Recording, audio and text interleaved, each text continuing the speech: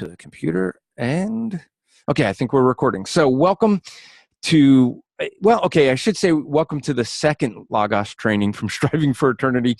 I laugh at that because, well, I did do the first one. I think it's labeled Logos Training 1, and that was, about a year and 3 or 4 months ago. So, okay, we'll try to do these a little bit more often than that. So, sorry. I know many people want Logos training, and some of you are really happy to get it, well, free. So, because of that, you like me. I'll try to do them more, but what we're trying to do with this one is I posted a thing for some questions and tried to get folks to give me some questions so we could maybe solve some things that you would want. And what I will say, actually, for those who are here in the room, and I see, Rafe, you've already done it. You found the chat. So if you find the chat, you guys could let me know stuff in there as well if you want. And you guys can also raise your hand if you click on the participants. You can raise your hand if you have a question, and I can look at that. So I got to keep them on. So if I'm looking at the camera and I look over that way, that's because I'm looking at the people who are actually in here live, which is not you if you're watching this on a replay. Just saying. No, I'm not judging too much. No, I mean, you should have been here live. Then you could ask your questions, but we'll try to do more of them. Anyway, so I should introduce myself. My name is Andrew Rappaport. I'm with Striving for Eternity Ministries. We are a discipling teaching ministry, and this is just one of the many ways we seek to further teaching the scriptures and helping people in their understanding of God's word. The real big thing for me is hermeneutics. I want people to rightly know how to interpret God's word. And Logos has been a really big help in that for me. And so I figure let others learn as well. Now, why am I teaching this? Well, actually, Logos has the Logos Camp, and I cannot strongly recommend that enough. I think Logos, and just so you understand, I am a developer by trade, and I do software development. And I think Logos is probably the best software package I've ever seen, whether Christian or secular. I think it's one of the best I've ever seen. Does it cost a lot? Yeah, but it's worth it. So I think that it's one of the best packages. I think that I also think that the Logos Camp with Morris Proctor, Morris is probably the best instructor I've seen in anything, whether it's Christian or secular, with training. Just does a phenomenal job. I cannot recommend that enough. Okay, if you can, I think it's mpseminars.com, or just do a search for Morris Proctor or Logos Camp and find out when they're in your area, or contact them and have them come to your area.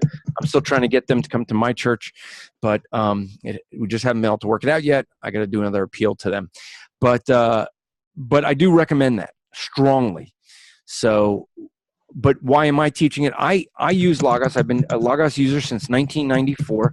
Use it heavily, and I'm gonna have to mute Stan because he types very loudly. Sorry, Stan. So he's giving me a thumbs up. Those watching heard that. So and Stan, if you want to unmute at any time, feel free. But I'm a big user of Logos. I've learned a lot of tricks and tips and things like that.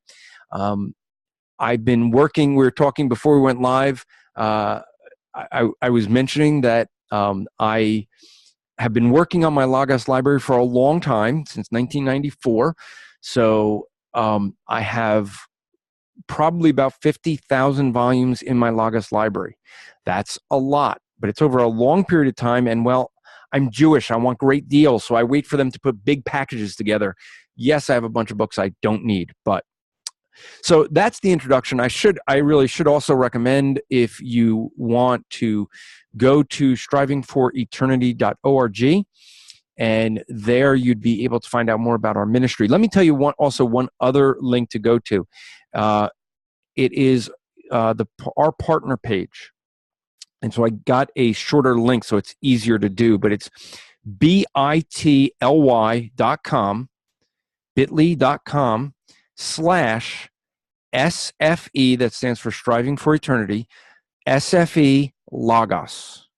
So SFE Logos, that will get you to our partner page. And that gets you, if you get the packages there, you get, I think it's 20% off. And if you're just buying Logos for the first time, we have a bunch of books that you can get free that we have worked out with Logos to offer, so we can offer it to you. You get them free with the 20% off. So if you're thinking about Logos and you want to get it, or you've been using it on your phone, or you got it free and want to get one of the packages, I would suggest doing that.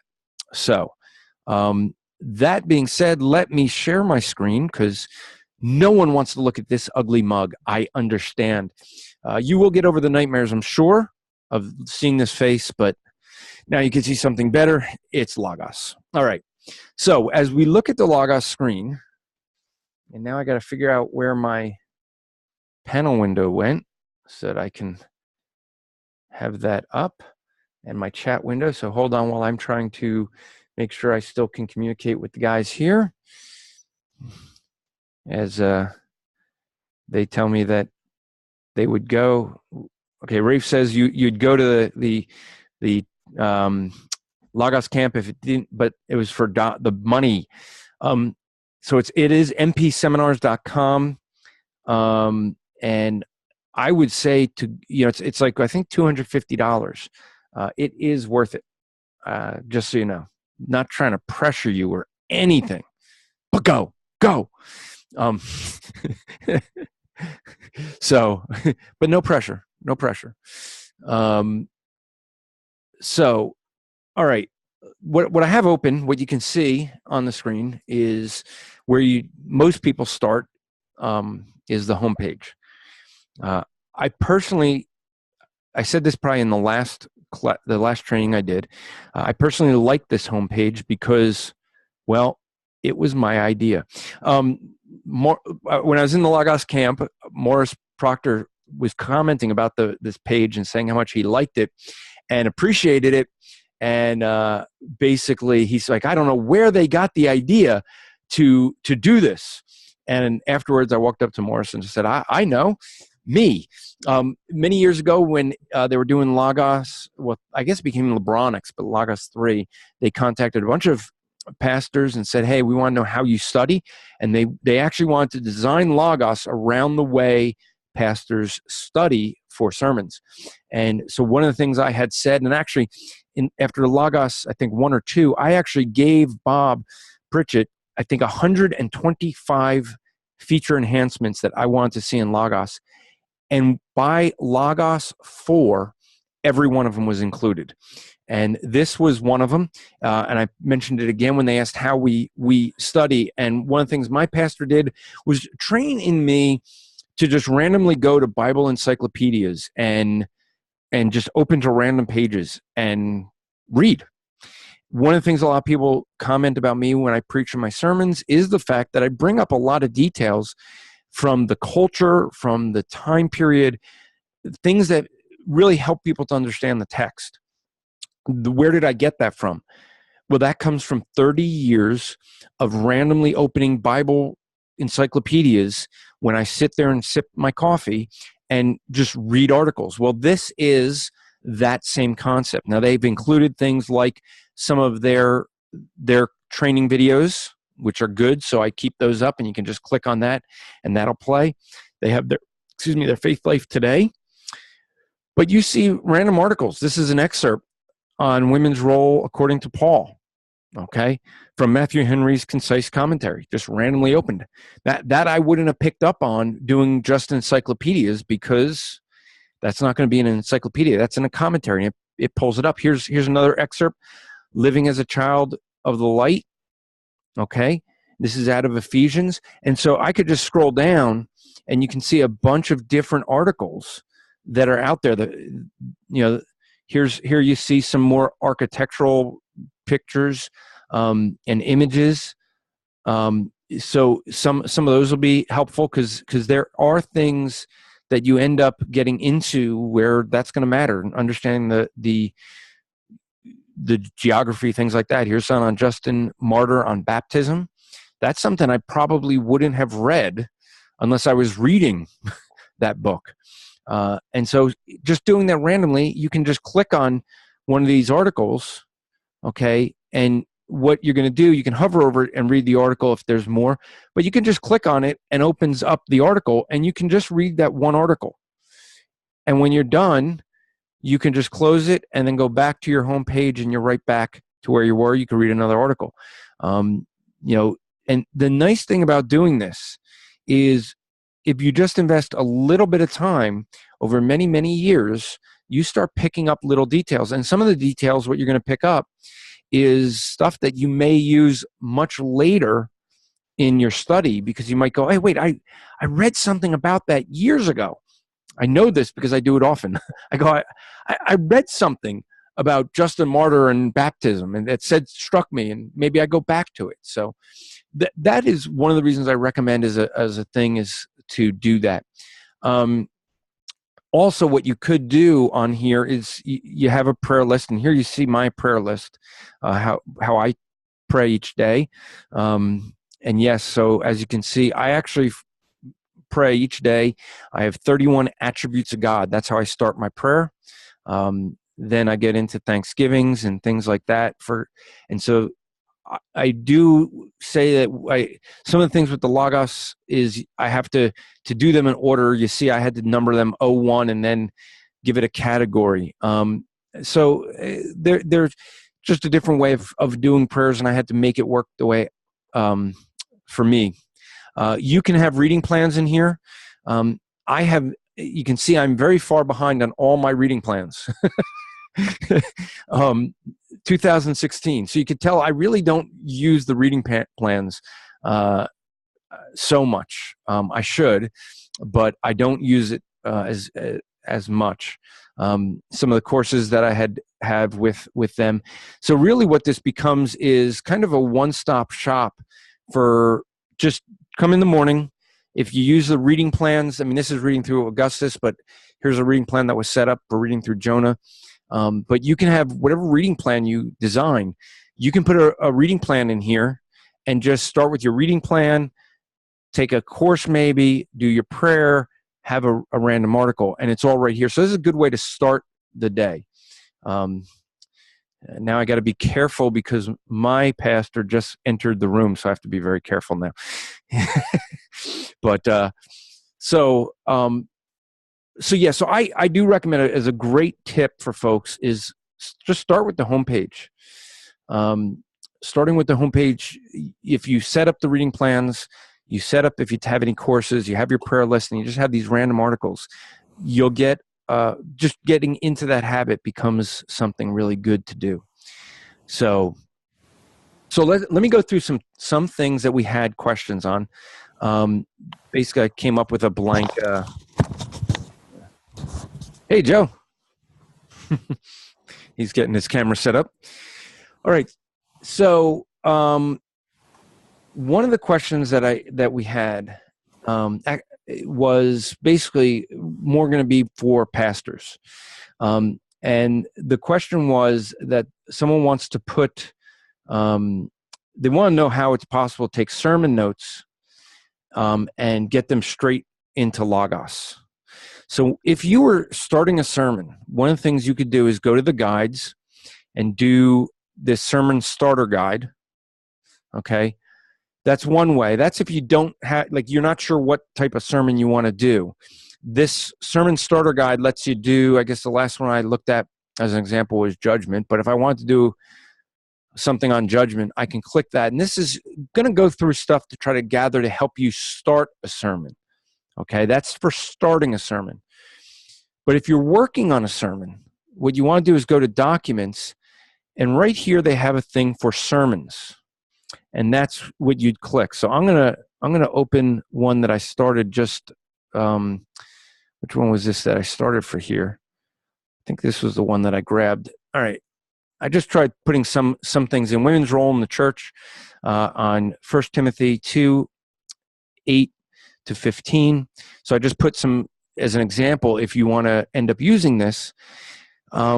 So I put my title in here and the author and the audience, all this stuff you can fill out, the occasion. This is really good if you happen to be preaching at multiple churches, or and you don't, you don't want to preach the same thing at the same church, or if you're this is really going to be helpful if you have someone that preaches more topically, I think, and they might go through the same sermon at the same church.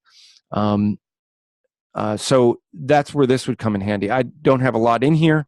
I just have the sermon text and some things in here. But what you can do in here is you can include, you can create things that are handouts and questions. So you have things that are just text.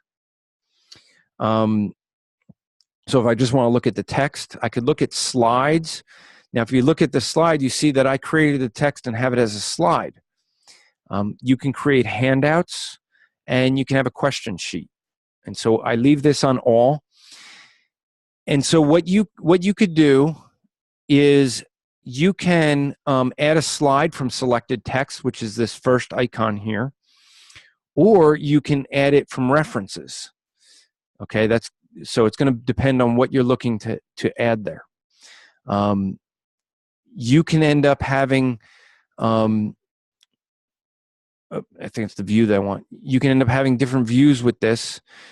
So what you end up wanting to do is, if you have something that you want to add something in, and you can, let's see, fill in the blanks. You could do that if you want to have something that's like a question. And by the way, I should note this for some folks. If you see, it tells you how many words are here and how long they think you can get through this. This sermon would not take me very long to preach according to them. It'd be 1 minute. I'd read the text and be done. I just want to float this panel just to get it so I can make it a little bigger. So if you have this set up and you want to take this to your PowerPoint, okay, you click on this here and you can say export. And they give you a couple of choices when you do that. You can send to Faith Life Proclaim. Now, if you're a church and you're using something to do songs and stuff like that, Faith Life, which is actually the company name for Logos. Some folks don't know they changed names a few years ago. They're no longer Logos Bible Software. They're Faith Life because they're more than just the Bible software. And Proclaim is one of their other things that they have. And what that is their, it's basically their software for worship services. It allows the worship leaders to put the music in that they want. It allows the pastor to just click this and his sermon goes right in. And that way they can organize it, and the slide decks are everyone's working together on. So that's really good to have. They also have their Faith Life sermons. You can post it there. But the other choice you have is to export to PowerPoint. And so you have the choice here of doing fully rendered or editable. So you can choose that, and then I'm going to close that out. But that would be how you get your sermon. If you have your sermon notes using the document sermons, that's how you can get that right into PowerPoint. So that was Pastor Justin Pierce's question. Pastor Jim Osman had a more fun one for us to do. So I'm trying to, so Rafe said, you said the window that shows the send options are not showing. You may need to share the, oh, okay. So you weren't seeing that. Okay. I guess because I will do that again. Thank you. So let me pull that up again. Oh, I didn't want to do a new one. Okay. If you do that, by the way, if you accidentally do that, what sometimes it'll do is create a untitled document. So let me show it again. If you go right up to here, now you see this icon here, there's a little arrow right there. And if you click on that, okay, it has your drop down and you can print from here or export. And what we want to do is export. And so here's the Faith Life Proclaim. Here's the Faith Life Sermons. And then here is the Excel. And so you can do fully rendered or editable text. You could say next, which, you know, would then bring this up, and I can then, you can see, you probably can't see because it probably isn't showing since I'm not sharing the whole desktop, which I guess I should have. Let me just do that just so we don't have, well, I'll try not to bring anything up in separate windows. So for Pastor Justin, that's how you do that. And let me just, and if you guys who are here, I'll just, for you, if you guys look at the bottom of your screen, there's a thing that says participants, and under the participants, there is a thing to raise your hand. So if you raise your hand, I keep looking over at to see if anyone has their hand raised so that I can answer any of your questions who are here live. And so Joe is raising his hand over and over and over. he's raising his hand, unraising it, raising it, lowering it, raising and lowering it. He's clearly abusing the I should put the video on so you could see what he was just doing. He was raising his hands literally in the camera and putting them down. All right. So Pastor Jim Osmond from Idaho, by the way, just did a podcast with him on the Rappaport. If you're not subscribed to the Rappaport, I recommend you to listen. It's a 2-minute daily podcast, so you can get through it pretty quick. But every week, we do a weekly one that's an hour long, and we have some interviews coming up over the next couple. And Pastor Jim Osmond has written some books on spiritual warfare and things like that, and selling the stairway to heaven, things like that. So it was a good interview, but not one that was very serious because he and I like to joke around. But he had a serious question he wanted. He asked, can you please demonstrate how to tell how many times a certain Greek word is used in the original text, how many times any form of the Greek word is used in the original text, how to find the same word in the Septuagint, that's the Greek translation of the Old Testament, for those who don't know, and then how to generate a list of those occurrences and their references per the Septuagint versus New Testament in a word form. So I have a Bible. Let me open up my Bible here. And that probably didn't need to be the whole screen. Let me just close it and do this. Okay, so here's my, and I don't know why, I just prefer my Bible on the left, but so here is, now I'm going to point something out just because some may see it, and we'll get back to this later, but you've heard of the red letter Bible, the red letter translations where they put the words of Christ in red, and some of you may be looking at this and go, wait a minute, what's with the purple and the blue?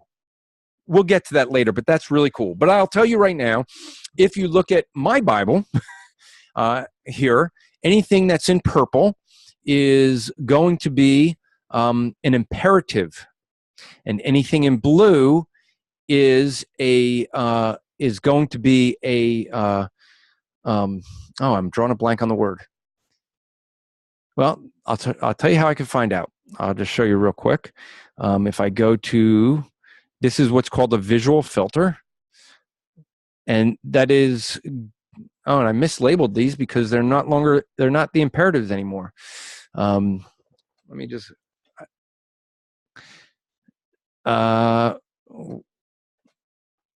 they are my, why am I drawing a blank on the word? I don't even see it here. Okay, I'm going to get back to that because I forget which. Oh, that's why, because I did the wrong letter, right? No. Okay. Well, let me show what this is since I brought it up, and then we'll get back to his. So I have what's called a visual filter, and let me bring the Hebrew one up because they're a little different, and we'll get back to these later. But what I have here is, this looks really crazy, doesn't it? This is @A. What you do to get this, so definitive article, that's what it is. I'm sorry about that. But so I'm going to change this because this is more than just the imperatives. That's how I started it. I was playing with this. But what this allows you to do is visually color code, or you can do other things. I can change that blue to a red highlight. And when I do that and come back, everything becomes red, highlighted. And so you could do some different things. I'm going to show you later how this becomes really, really important for some things that you want to do. But I started this really because I really wanted I actually had the imperatives, every imperative, whether in Greek or Hebrew, I had as red, which then made a problem when I got to a red letter Bible and realized that that was probably a poor choice of color. But if I see anything in purple, I immediately know in the Greek it's a command. So that was one of the things. So the way I did that here in the Greek is to start this, you do the @ sign, and you have a choice. Now, if you just hover over something, it's going to tell you this is an adverb and what an adverb is. It'll tell you what an article is, and so on, what a noun is, okay? But I wanted verbs. So I click on verb, and you'll see that it put a V up here. And then I have a choice of different types of verbs. Okay, so I can do each of these different verbs that I would want. Well, I wanted the imperative, so I clicked on imperative. But I can choose, you know, if I wanted a future imperative or maybe a present imperative. I could choose multiples of these. Okay, so I can go like that, and it's going to select, you know, each of those. So you can choose between those. And then what you do is once you have your choice, you can then choose how you want that to visually show in all caps. And so you see there's a lot of different choices that you have. I'm going to choose this one just because I have no idea what that'll look like. And just to see. Okay, there we go. So there it just puts a big arrow pointer in the margin where that is. I can put it on fire. And so somewhere on this line we should get, yeah, so there we have some words on fire. And do note that this one was this imperative and this one, even though this is present imperative, picks up different stuff. This is no longer purple because the second one comes after it. So these go in order. This word take, because on this one we had chose a present imperative. Well, this one must not be a present imperative. In fact, it's an aorist imperative. And so this one's going to stay purple, just something to be aware of. And then you can get rid of them by clicking on this little delete, and that'll be gone. I'm going to come back to this later because this was a trick that I used to verify something that a lot of people say when it comes to the book of Genesis and the word Yom, the day, whether the day literally means a 24-hour day. So stay tuned for that. I want to first answer Pastor Jim's question. So we come in here and we want to look up a Greek word. And so I will close these out so we don't get distracted. I'm going to look up the word pursue, and I have not done this beforehand. What I did was I right-clicked on the word pursue, and I want to go to this one with the rings on it, okay? This is called the lemma. For folks who may not know or didn't watch the previous class that we did, a lemma is going to be like a dictionary lookup. You have the word loved, and you go to look it up in the bio in a dictionary. Well, you don't look up in a dictionary. You don't look up loved in the dictionary. And what I'm going to do, actually, I want to share my desktop just so that, just in case you're not seeing the pop-up screens. I want to make sure.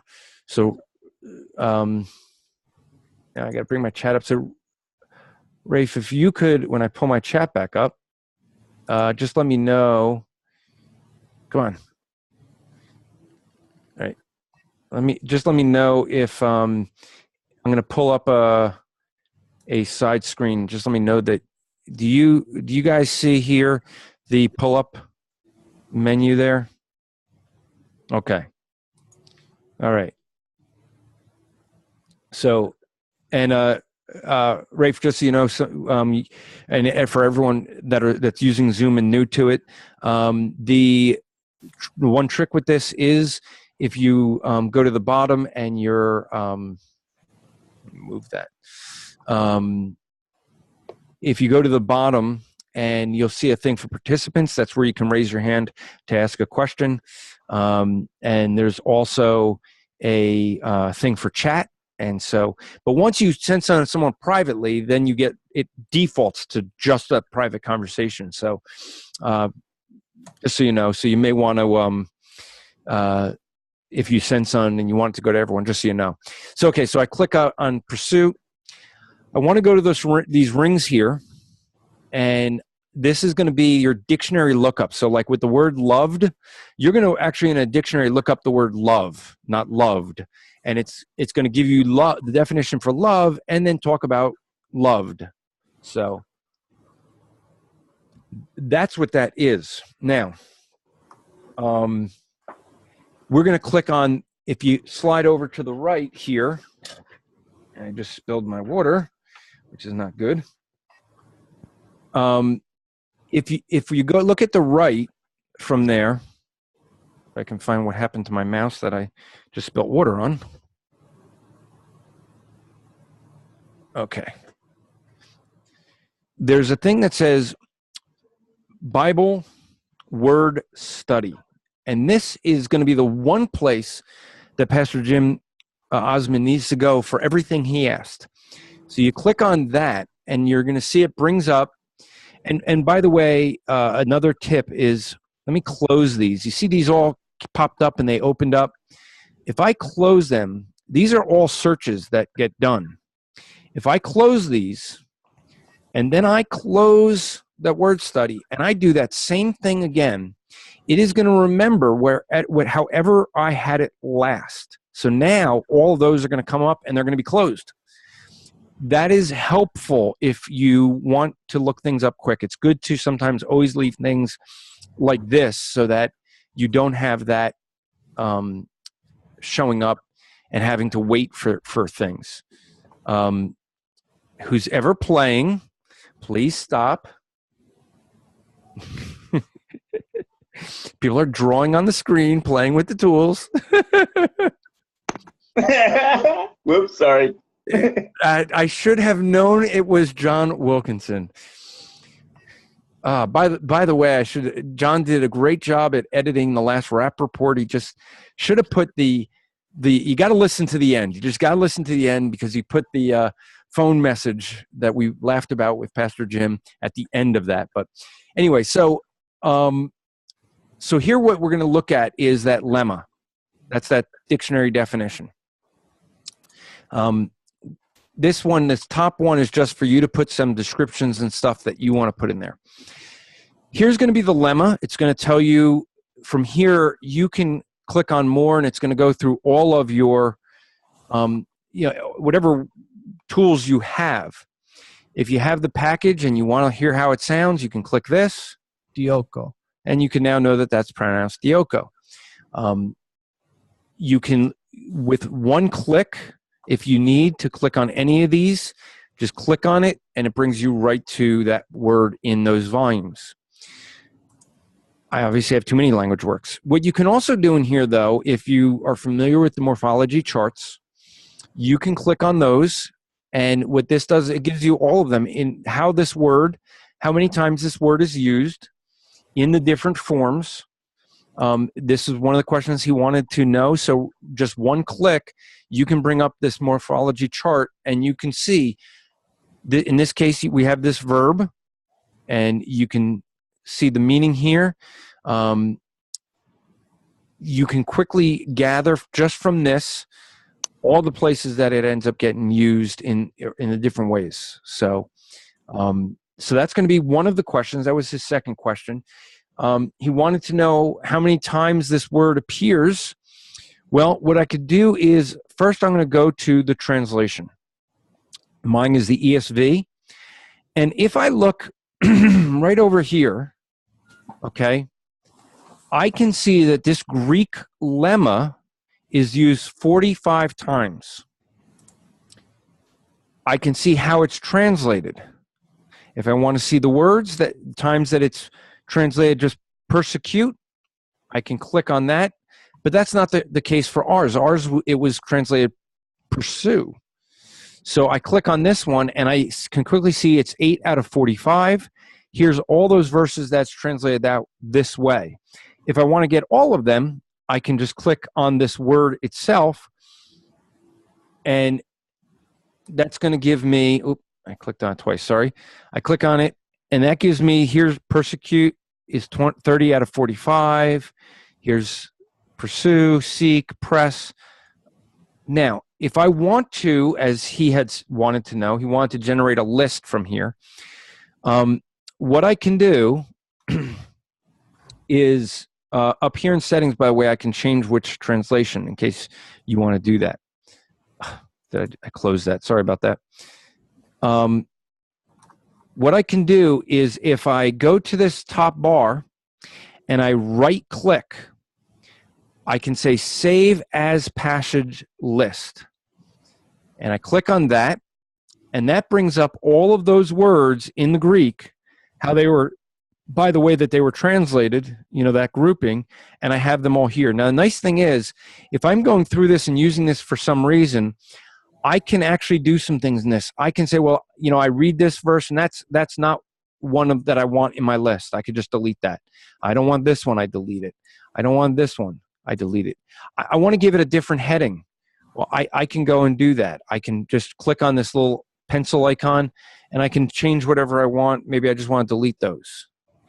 I can, maybe on this one, I want to give it a new heading. Well, if I want to give it a new heading, I right-click on, let's see, nope, not there. I right-click on here, and you see it'll say Insert Heading. And now it gives me a heading. And I can click on my pencil, and I can just say New Heading. Now, by the way, if you look up top here, I have 42 passages. But if I delete one of them, oh, that's not good. What happened to Logos? I just shut down all of Logos. Okay. That was good. Okay, we'll stop sharing till that comes back up. That makes for great a great Logos demonstration. That's amazing. Yeah. Why don't you tell people about your new equipped Ohio while that thing's loading? While it's loading, yeah. I'd have to get the date. What was the date? That was the first weekend in June. Is Equip Ohio. So let me go back to sharing the desktop. That'll be up in. We'll probably get some information on it, but it's a replacement to what was Ohio Fire, and that, you know, we have a definitely professional setup here. We're, you know, all right. I'll so professional, yeah. Yeah. Well, hey, that was, you know, look, Logos probably is saying, hey, we weren't prepared to work with, you know, to be working through, you know, video chats like this. All right. So let me go back. So I'll use this opportunity. I bring my Bible back up, but I'm going to bring my documents. I'm going to go to documents. And now what I could do is I can look under, and I have this organized by type so that I could find it quick, but my passage list. And what I would be able to find is right here, you see it was edited today, is the Word Bible Study that I was just working on, and I can click that. And I guess we didn't get our heading changed. We'll change that again to New Heading. And you see that this says 42 passages. Well, if I go and delete some, you see it's 41 and 40.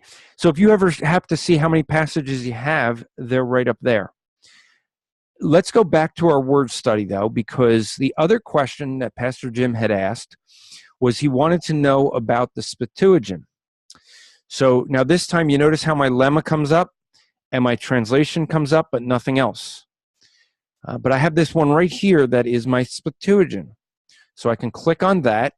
And this is going to be this word in the Septuagint, the Greek translation of the Old Testament, and now instead of English translations, you have Hebrew.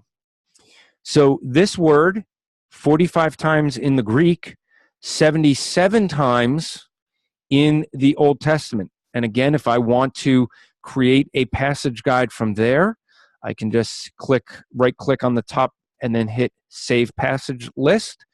And that will take this list, and it creates my passage list from there. Now, one thing to note, the last time what I did is I clicked on this word, and it gave me all the verses. I didn't do that this time. And if you notice, here's where there's no equivalent. Here's where each of the Hebrew words and all of the uses. But maybe I only want, those three. Well, I can click that. And let's see what happens if I do that. I only get those. So if you are interested just in one of these slivers, then you can do that, and you'll only get that as your passage guide. But if you want all of them, you can either click this, or I could put that sliver back in and then make a passage guide, and it would give me the whole thing. By the way, notice the naming on this, okay? Where this one was the word study with the Greek, this one is specifically the Septuagint translation, but this is number 2. Why? Because number 1 is this one here, okay? So if I go to my documents, I'm going to see 3 new documents now. All of these are the 3 new ones that we just created. All right. So that would be a way of finding out where the lemma and the Septuagint is used. You could do the same thing if you want with you looking at the root words. Okay. I can also, if I right click on there, I have a couple of things. You notice here, this is the manuscript word. This is the lemma we were talking about, and this is the root word. So what I could do is look at the manuscript word. Now, if you notice with the manuscript, because this is not a dictionary definition, I don't have how many times this specific word is there. Because let's use the English example. This is the word pursue or pursued. Well, we would look up pursue in the dictionary. But if we want to look specifically at the pursued, well, we would have to go here, and maybe I could do a search, either inline or resource. And so maybe I want to search this resource, which would be my Bible here, and it's going to come up with that specific word only appears twice in our passage here and 2 Timothy 2:22. And so what you end up seeing here is this specific tense and mood only shows up that way. So if you're looking for that specific word, you'd have to do that. That's a little bit of a difference. So that would be how we do something like that. Let me take this moment to ask if there's anyone here in the room that has any questions. While you're thinking about that, I should scroll down so I could see them. I got one real fast. Okay. Do a word search of the word free will. Is it in there? I don't know. Are you trying to create theological problems? All right, so let's. Okay. I love you. I'll be quiet. I'm sorry. Let's do your search, right? So because I'll show this little tip. This is a helpful one that I do sometimes. I'm in my Bible. I want to do a search of everywhere where a word appears. So free will, we're going to want to say in quotes, free will. We want that. And well, I'm sorry, John, but free and will isn't in there. I'm sorry. According to Leighton Flowers, though, it is so. Yeah. So, but if I do free will without quotes, we see will and free. And I did that because I do want to show this. There is a difference in how you do those searches. If will and free are near each other, and they are 58 times, where they're in the same verse, that's going to show up. Okay? So I'm going to come back to this because when I show a tip, I'm going to show you how that becomes really helpful as a tip. So we created a bunch of documents, by the way, that I really don't want. One thing I like to do, because I like to keep this clean and tidy, I right-click on that study that we did, and I just delete.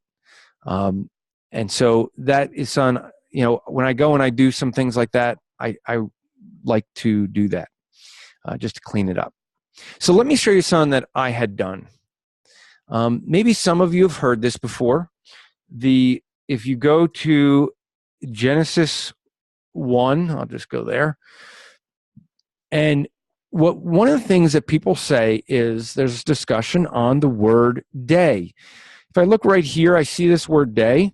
I can see at the bottom, when I hover over the word, I can't use my mouse to do it, but if you look at the bottom, it has this a little bit of when I hover, it tells me Yom in Hebrew. It tells me it's a noun, common, singular, absolute. It gives me a Strong's Hebrew numbering. But if I right-click on this word Yom and I go to the lemma, I can do a word study. And so the question here is, does Yom always mean a 24-hour day? Sometimes it does. Sometimes it doesn't. So I have my study up. I close the root because I don't use that as much. But what I do like is the sense. This is something Logos gives you where their scholars have told you that they think the word Yom could have these different meanings, these different senses. So day meaning sunset, day meaning a time period, an event. You see all these different ways, the different senses of it. And here you can see each one of those, how often. So overwhelmingly, it's meaning sunset and time period. And so you can see the numbers there. And you have your nice little graphs here. These graphs, by the way, the first number is how many times it has in this sense. The second number is the total. All right. Here's the thing, though. What you end up seeing over here is showing you in Judges, there's 36 uses of that word. And the taller this graph is, it's going to mean how many of the times it's appearing in that book. So you can quickly see certain books have it proportionally compared to the size of the book more than others. Okay, even though Genesis has it 78 times, if you compare it to a book, which one of these is big, like Joshua's 48, and yet it has a bigger band here, and that's because Joshua's a smaller book. So just so you can read that little chart.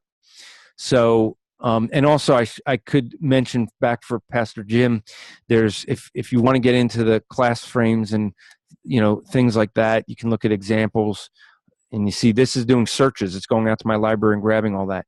So you can use some of these things, if you want. So I do recommend you going through and checking all of this. You could do, searching for the lemmas in the passage or textual if you want to do that. So I would recommend, if you're not familiar with some of these, to just poke through and just look at what information you get. So I want to look up Yom. That's this one up here. And I would like to see if Yom is always meaning a 24-hour day. So what I want to do is I want to copy that. So I take this, I can highlight it like I did, and I can copy. Or I could take this, I could right-click on it, and I can say copy. And now what I do here is I go to my inline search. And I want to say Hebrew : and paste my word. I don't think it copied.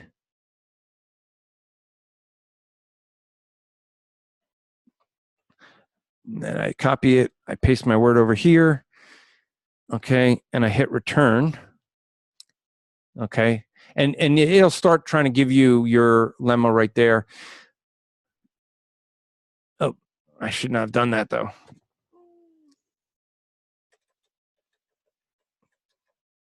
Sorry, that was, so I put Hebrew : and I give the lemma.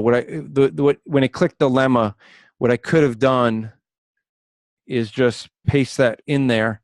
It'll search on it, and I can then click this, and it would do a search for for that lemma. Okay, so that's another way of doing it. But I'm going to do it my way because this is the way I taught myself. So just prefer it this way because it's going to give me just the Hebrew for that. And so here's what I got. Notice here, this is going to be everywhere where that word day is showing up.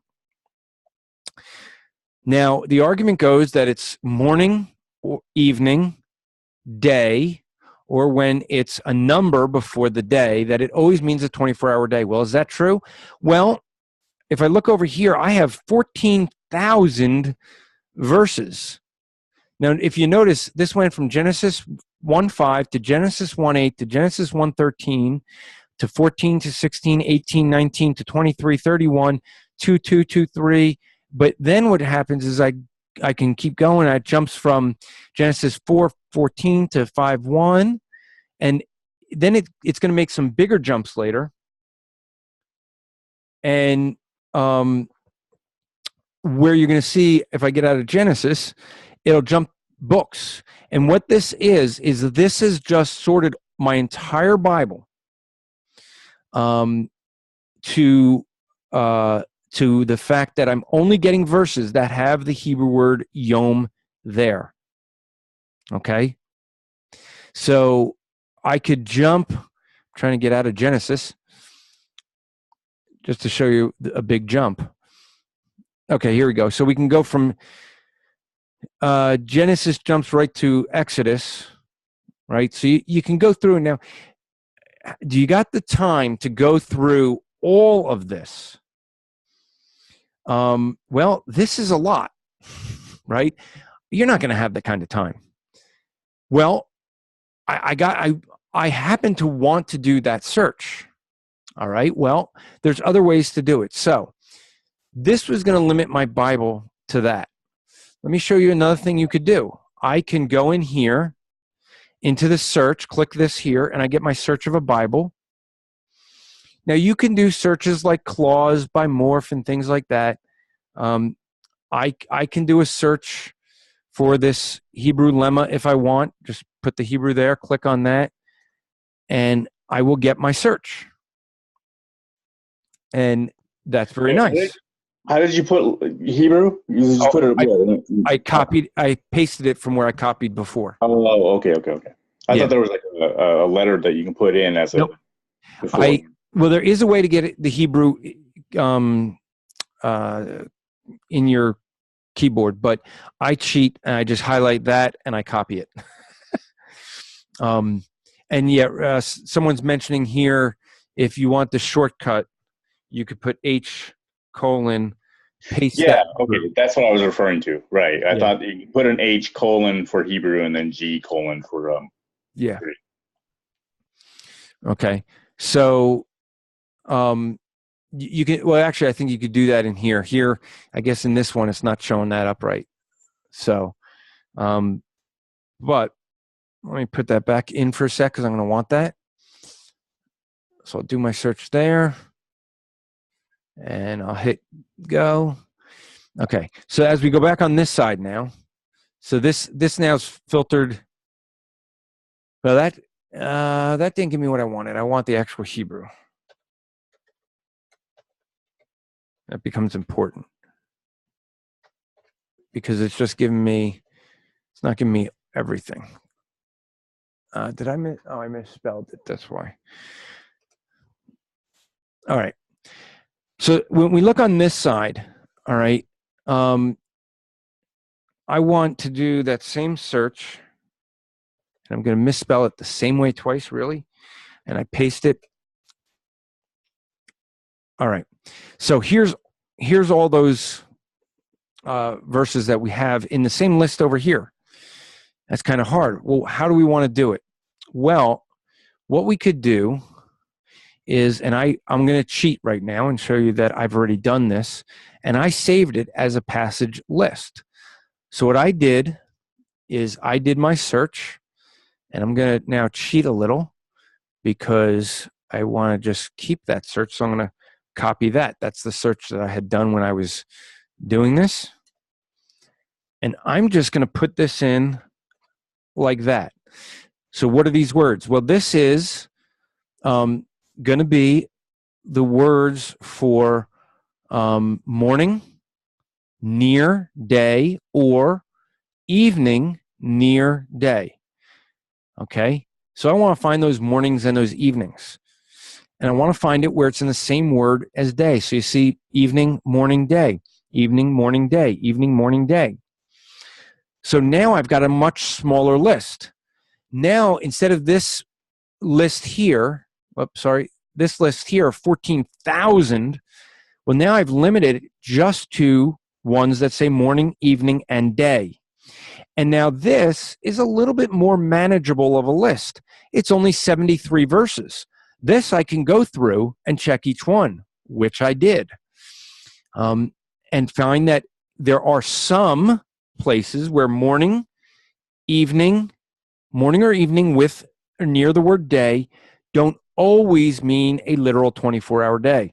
I had lunch with Dr. Jason Lyle, was talking to him about this today, and he said he words it as when morning and evening are in historical narratives. Why?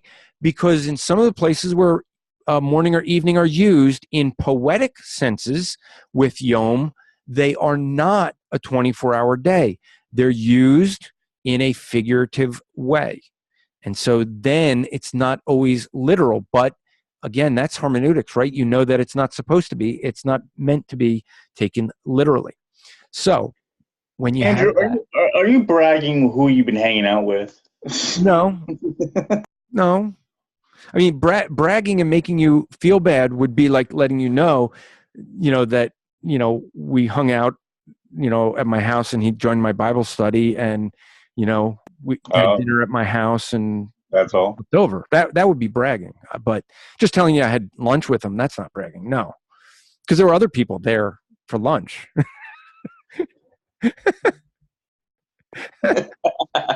Now it would be bad to say that he was at the Bible study because Stan is here and Stan's usually part of that Bible study but couldn't make it. And so if Stan, it'd be making him feel bad that he missed Bible study and kind of guilting him in the fact that he could have had a private Bible study with, the great Dr. Jason Lyle. I mean, that would make, but I wouldn't want to make Stan feel bad. I mean, just because he walked away from his camera. When he watches this on rerun, then he'll be like, I can't believe you. All right. So, what you can get through these 73 results, and actually there's only 27 verses. Okay. Now what I had done is I took these and I saved it as a list. Why? Because I wanted to, as you see here, I have here where I listed the verses that I had, and then I noticed something strange. I started classifying these. Morning is not used as a literal day, is not used as a literal, but neither is day. So you see in Isaiah 28:19, morning is not literal, but neither is day. So now you know what? The fact that I took this passage and I copied it in here, and there's some that I didn't need at all because the word day was translated, a couple of these, the word is translated right here as cow. So here it's like, okay, that's really, or morning, I mean, is translated as cow. I don't know why it is that way. It's not about the word, but I got rid of that one. So I wanted just the ones where it's translated as a day. And I noticed here, day is not specifically a 24-hour day, but evening is an illustration and not a literal.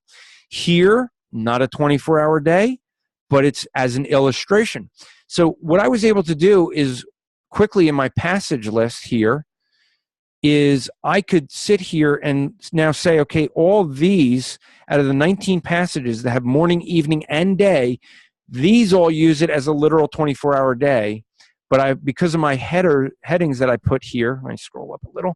Because of my headings, I can quickly look and see these three different classifications where Isaiah 28:19, Jeremiah 6:4, Amos 5:8, and Zechariah 14:7 all do not use day literally as a 24-hour day.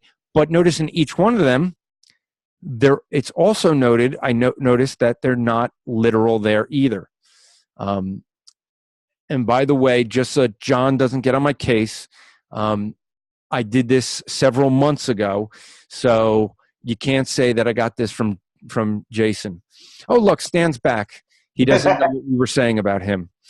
All right, so Stan, all I'll have to say is you're going to have to go and watch the rerun. But I may forget the Hebrew over time, actually, now I'm thinking about it. So maybe what I want to do is change this to say, I still want to keep this in case I want to do that search, but maybe I want to say, I should go all the way over here. Oh, I guess I have to say in ESV. So, okay. Morning and evening near day.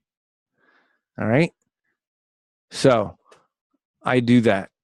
That's going to help me with my English, but this is good to keep because you may want to do that search again, like I just did here, and I just have to copy and paste. So it's good to keep that. Okay. Now, this doesn't solve one other problem, and the real problem. How can I figure out the number? Because I can't search for everywhere we're first, second, third, fourth, 1, 2, 3, 4, 5.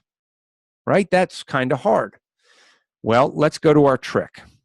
So here I have everywhere where the Hebrew word Yom is, and I'm going to go up to the top here. All right, let's just go to. Okay, so now I would like everywhere where day appears. Okay, now, by the way, because I have this search in this window, that's why this is showing up as blue and green in this window, because it's blue and green in here. If I want that to go away, I could close this and that'll disappear. But I want to get this where I can see these numbers and the morning and evening. Well, this is where that visual filter that I was showing you earlier comes in. So if I go to my visual filter, and we're in Hebrew, so I'll bring up the Hebrew one. I'm going to put it over here just so it's easier to work with. And I would like to know where a number shows up. Well, again, I go here, and I hit my @ sign. I get my list. And look at this. In the Hebrew, it has a numeral. And I click on that. Ooh, and I have a difference. I have one for cardinal, a cardinal number. So let's do that. This is what I actually did. I went in here and I put the cardinal numbers. Wake up. And I'm going to do the cardinals as a, let's see, I got blue and I got green. I'll do that as a orange. Well, the orange is used for day. I'll do that. I know what I'll do. Let's make it stand out. I'll do that as a, I could do underline. What do we want to do? This is a darker green. We'll do the dark green. Okay. And then I come in here and I do @ sign and I do my numeral. And this time I'm going to say ordinal. And I'm going to make that one, I'll make that one purple. And now I come back over here to my Bible and look what just happened. All of my cardinal numbers are green. All my ordinal numbers are purple. And now I could do what you previously would have been very difficult to do. You would have had to go through all of those 14,000 references and look for where there's a number and then day. But now I can quickly find them. I can just look at these quickly and go through them and just look for green or purple next to day. By the way, do you notice this one's cardinal, but here's all the, this one's marked as a cardinal, and then these are all marked as an ordinal. Here's the thing that I ended up finding when I did this. It is not enough to say that you can say morning, evening, day is always a 24-hour day, because it is not. When morning or evening are used in a literal sense, then the word day is a literal day. The other thing I noticed is that it is not enough to say that where the day is a number and then the word day, because there are, when I went through this, not in Genesis 1, but in elsewhere, I found where there were cardinal numbers, the ones in green, next to day, and it wasn't a 24-hour day. Here's the important thing, though. Everywhere where it's an ordinal number followed by day, it is always a 24-hour day. I was able to find that using this color coding to sort through this, so that as I skim through these, I don't have to care about this red one with day or any of these others. I only cared for the green or the purple. And I just went through looking for green and purple. So here, like here, you see all this page, I pretty much don't care about most of them. There's a purple one. That's the only one I'm interested in. And so what I did that, and I was able to go through all these. So I can say definitively, by using my logos, that everywhere that the word Yom is used in the Hebrew Old Testament, and it's preceded by an ordinal number, it is always a 24-hour day. Everywhere where you have morning and evening in the same passage with day, and morning and evening are literal, so is the day. And so now what we do is we look at the first day, the first week of Genesis, in Genesis here, Genesis 1, and what we end up seeing is you have more evening and morning used literally, an ordinal number, and day. And you see that for each of these verses. And so with that, we can say, yes, now we have the formula for when a day is a 24-hour day in the Old Testament. Now, you also can go and look at some of the other writings, in Jewish literature, and start comparing that as well to see if that holds true. All right, so I'm going to get rid of these, just those two formattings. But one of the things I did, like I said, one of the things that you end up seeing with these visual filters is that here's my Old Testament. Now I still have these things highlighted, but as soon as I close my search window, okay, those will go away. I still have my word Yom there, so if I close that from the word study guide, those highlights go away. Now, because I'm saying here, my definitive articles, I wanted to put in blue. Now, I admit this was me playing, so I don't know that they'll stay in blue. I don't know there's a definitive purpose for that, but I just put that because I want to show really some contrast here for this. Now, you see here we have a command, be fruitful. That's an imperative. Multiply, that's an imperative. Fill, that's an imperative. Subdue, that's an imperative. Dominion, that's an imperative. Each of those are Hebrew verbs that are imperatives, things you must do. Now, in this case, should we do it? Well, no, that's Adam that must do those things. But it does help if you're looking for things that are imperatives. Let's go back to that what I was studying. I think that was so here what you end up seeing is this one's in red, and what I probably have one of the other filters set up. See if it's in the Greek. No, it's not from the Greek. I see. Yeah, that's in quotes because that's a quote from Christ. I'm assuming. And so this one's not my filter, but they have their built-in filters. If you don't want the red lettering, you can click on here, and this is their visual filters. And if you scroll down, I think I passed it. There is a way to shut off the red lettering if you don't like it. It's one of these. And by the way, you can shut off your own visual filters right here. Oh, here we go. So I think it's under here now. Yeah, it's in the settings. Rafi was right about that. Yeah, it's under settings.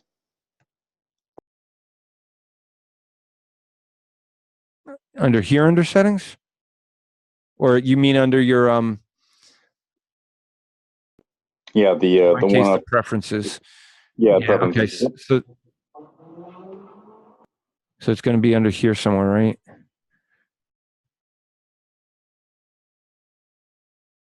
In case you need the simplified versus traditional font for Chinese. I'm sure you have it. Okay, here it is. So you can just turn that off there. And you can see, yep, that's exactly what that was because that went back to that. So I just keep it on by default. So, but I do like this. I like having my imperatives showing up so that I can see them. And so that's some things. Now, let me go to this passage that I was studying and show you some other things. And I don't know if you guys here have any questions yet. Let's see. See if I have any other. Okay. I created, just because of the way my brain works, sorry, it's under tools and highlighting. I don't know, I may have shown this before. Here's the default ones that come with your Logos. And so you have different ones. I have two that I created, one called Inductive Study and one called Lists. So I first want to show you my lists. Now, what's this here? I can just click 1, 2, 3 through 0, and it will put a little red 1, 2, 3, 4, 5, 6, 7, 8. And all I have to do that is to highlight, and if that was 1, I'd hit the letter 9, and a 9 would show up just before that. I like lists. So this helps me in my study so that I can quickly look at this, and I have my lists, and I can count off and see them. I have my notes here that I put in there. Okay. I have notes throughout this. I can have highlighting in here. Now, this can get distracting, but I can go here to my visual filters, and at the bottom, I can shut all of my filters off. I could have passage lists if I want to show them, but I can shut all my notes off, and the text is much cleaner. You see? So you can easily toggle these if you want. Now, if you want them all gone, I would say clicking this one and just always keeping these checked. Now, that one's not checked for good reason. I'll get to that in a moment. All right. Can I also chime in and say, if you have a Faith Life account and you connect your Logos with the Faith Life account, you actually get to see all the comments and notes of other people from all around the world who have added their thoughts or their references and such. And it's a really handy tool to have. I don't know if you've ever done that before or not, but I actually have notes, or I've learned a lot from other people's input. Yeah, so let me go. And I should mention again, because here's my special offer page. If you go to bitly.com,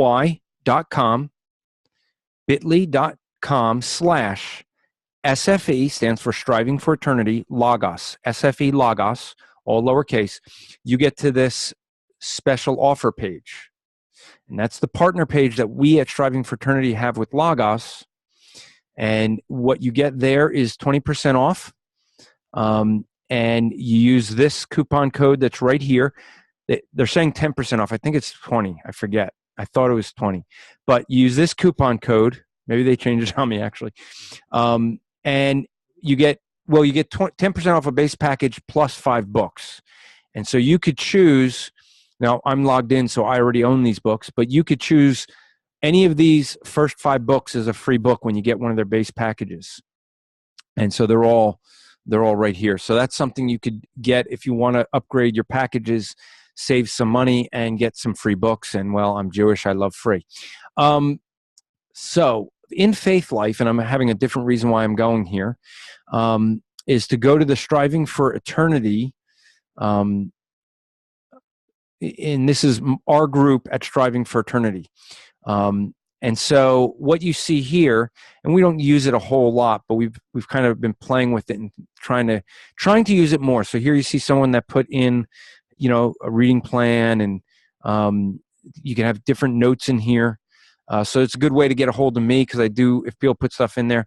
But here's a note that I put as I was preparing a sermon text on 1 Corinthians 15:10. So if I go there,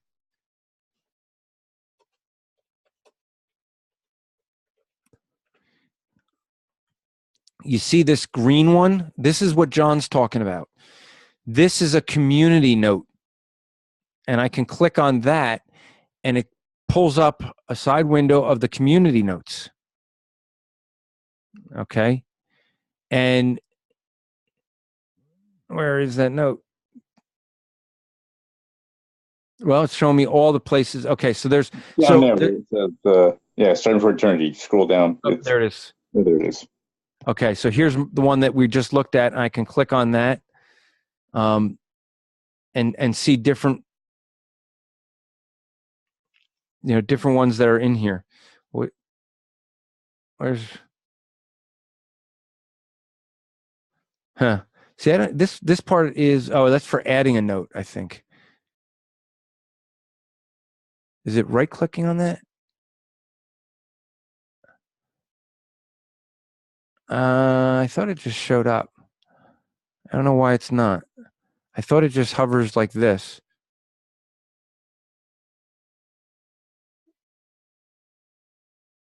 No, yeah, it just says show community notes. And so you just click on it, and then it opens up a window. Yeah, so why is it not? I mean, I put that note in there. Yeah. I don't know why it's not. Because here's the note, right? And it's linked to that. So you can put. So I wonder if... Let me see the visual cues. Maybe. So in verse 23, there's another community note. Just click on that and see if that pops open also. And that's someone else's community note. Oh, yeah, I see where you're talking. Okay. So you see, that one right there. Show community notes. And now you can see that person's community note right there. Yeah. That was someone that was doing a note. Someone that was looking to do the note because they were part of the seminar. So I'm wondering why that's not showing up. That's up. Yeah, it is kind of strange. Flash. It did just pop up and then disappeared.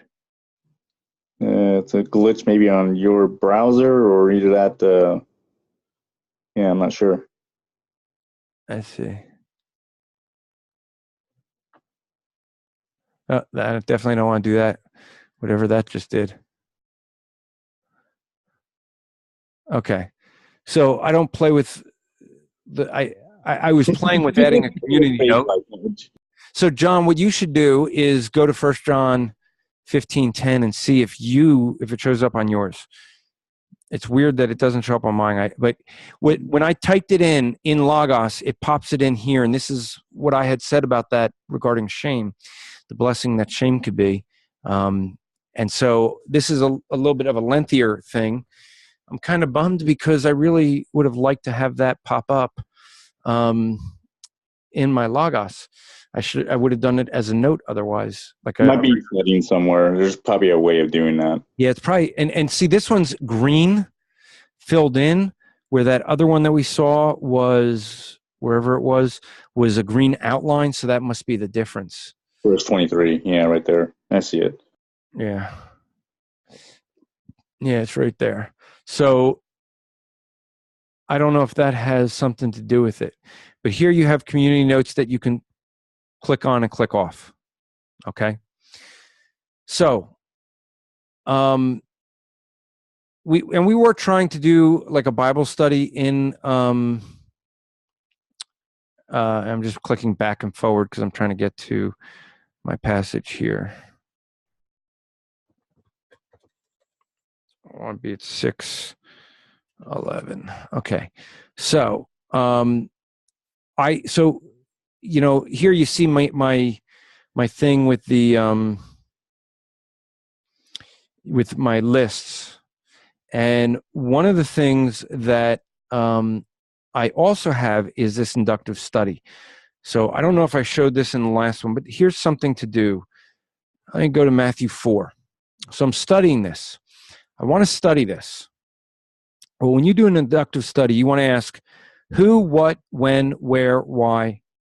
Okay, these are the questions you want to ask.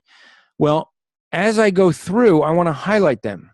The reason I don't have that as my visual filter checked on by default is because when I put that one in and then go back, oh, does it make a mess? I have this set to say the who, the what, the where, each one of those, and it populates them. So I can quickly figure out in this what all of those are. And I can go and look at my inductive Bible study document, which I would have. Let's see if I do it this way, I could find it quicker. Inductive Bible study notes. Okay. And if I bring that up, I end up seeing, here's my who, here's my what, here's a who, here's a where, and it's all listed for me now. So that's really helpful when you're doing inductive Bible study. But I don't encourage you leaving that on because it makes a mess of your Bible and it's too hard to read. So that's good for doing your study if you do an inductive Bible study. So those are some of the tips that I had for us. Let me look at the chat here to see if there were any things that I missed, or you guys could just tell me if I missed any, because I was looking, I was just peeking at it throughout. I will remind you guys again, the bit.ly.com/SFE Logos, and you'll get the discount there that we offer at Striving for Eternity in our partnership with Logos. So, yeah, so it is a good note that was mentioned that when I was doing the some of the stuff with the Septuagint, you may need to get the Lexham Analytical Lexicon. So you may want to pick up some of those different tools that you need for some of that. So I was going to ask you, it's like you can't really do some of that stuff without having, the library that you have. I mean, if you downloaded the free version of Logos 7, you're limited with a lot you can do, but you do have to invest a lot of your money basically. They have here the starter kit for $200, but if you're doing that, John, what you have to do is come over to here to the Striving for Eternity special offer page, and you need to actually purchase one of these. But yeah, I mean, it would be good to do that just to have it. But yeah, you may have to purchase some more books to be able to get some of these tricks that I showed you with the languages to work. I think you need at least gold to get the language works. So, open up. We've been going for almost an hour and a half. Do you guys have any things you want to see done for those who are still here? I don't see any hands raised in the. Okay, so I'll end that. And I mean, I hope this was helpful for you guys. I hope that there's some things you got out of it and learned and you could use. I'm going to try to do these more than once every year and a half or whatever it was, year and a quarter. But it is something I'll try to do more of. I think that they're helpful for folks. And I mean, that's why we're doing it. We want to be, we want it to be helpful to you. So, if you find this helpful, let us know. I will be putting this for those here. I'll get this up on YouTube, on the Striving for Eternity channel on YouTube, so you'll be able to find it there. So that might be some things. I should recommend you go to strivingforfraternity.org, check out some of the discipling tools that we have. You can pick up my book, What Do They Believe?, which is a systematic theology of the major Western religions. You can pick up What Do We Believe?, which is a systematic theology of Christianity. And you can also go there and look under podcasts, and you could subscribe to the Rappaport and get a daily 2-minute teaching there, and see what other stuff we have on the weekly one. So Rafe, you got your hand up. So sure. So I've been having a problem, and I wanted to ask you if you've ever had the same problem. So when it comes to the Bible study word guide, for about probably 6 months now, what'll happen is when I go to look at my Septuagint section ring, I have an iMac, so it's not a space of screen problem. The words overlap; they conjoin together. And some other people have had that problem, and they said that they've taken care of the Windows problem, but the Mac for some reason hasn't been taken care of. But you didn't look like you had the problem tonight, so I was wondering if you've ever experienced that problem. So you go to your word study guide. Yep.